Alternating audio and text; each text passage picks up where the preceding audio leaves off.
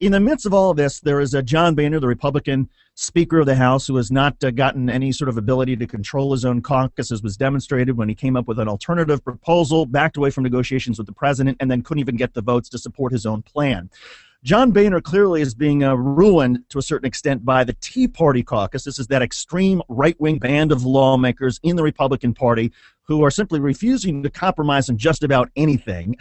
And it was so fascinating to see Sam Donaldson, former ABC newsman, talk about the influence that the Tea Party is having over the Republicans, which is making it so difficult for John Boehner to negotiate with President Obama, because President Obama doesn't know if John Boehner really represents anybody. Here's Sam Donaldson. It was the Tea Party and the thinking of the Tea Party and people like that are driving the Republicans out of contention as a national party.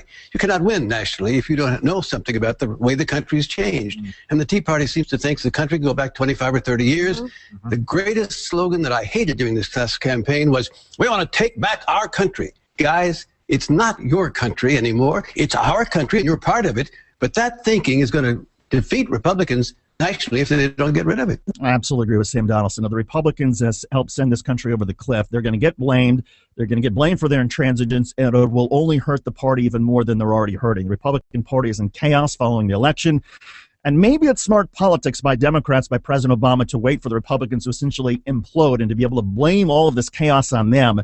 It may be smart politics. It's not perhaps the most comforting of policies, because a lot of people on Wall Street, a lot of investors around the world, they want to see some economic stability. So the question for the Democrats is, how can President Obama make sure the Democrats get what they want, which is to see the taxes go up and to see government spending cut at a minimal fashion? How can the Democrats make sure they get what they want, but also make sure that if there are problems, that this does get blamed on the Republican Party? And by the way, there's an animation that's making the rounds on YouTube. I want to play this before we get reaction from Mitch Mulaski and Daniel Marins.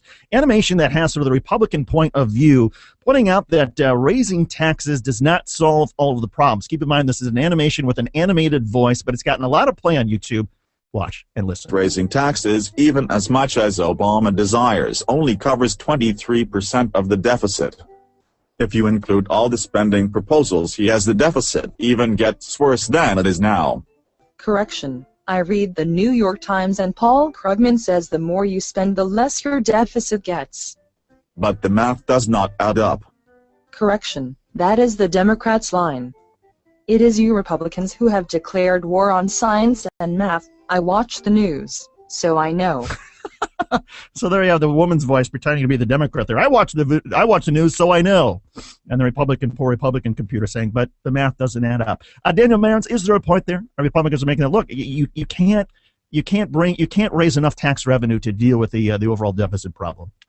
Yeah, I mean, of course you can't raise enough tax revenue to deal with the overall deficit problem. That's because our deficit problem is really twofold. It's due to the economic recession, which we're still in, which more spending cuts will keep us in, which is what the Republicans want. And long-term, it's our healthcare costs, which are driven up mostly by our private medical providers. And if we expanded Medicare and empowered Medicare to use its bargaining power, to bargain for drugs, to negotiate greater efficiency, that would drive down the deficit. That's what we need long term. But no one's suggesting we're going to get rid of the deficit all in one fell swoop. What we're talking about is a reasonable, balanced way to reduce it right now.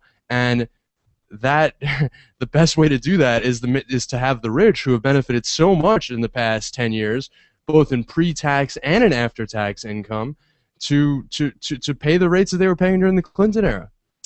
Mitch Mulaski, you look up on January the 2nd, and if you see the rates going up across the board, I mean, you've worked at the DNC, you've been in politics for a while. What do you think the impact is on Democratic leaders, not so much at the White House, but in the Congress, if they look up and all of a sudden there's an avalanche of stories talking about chaos and then going over this fiscal cliff?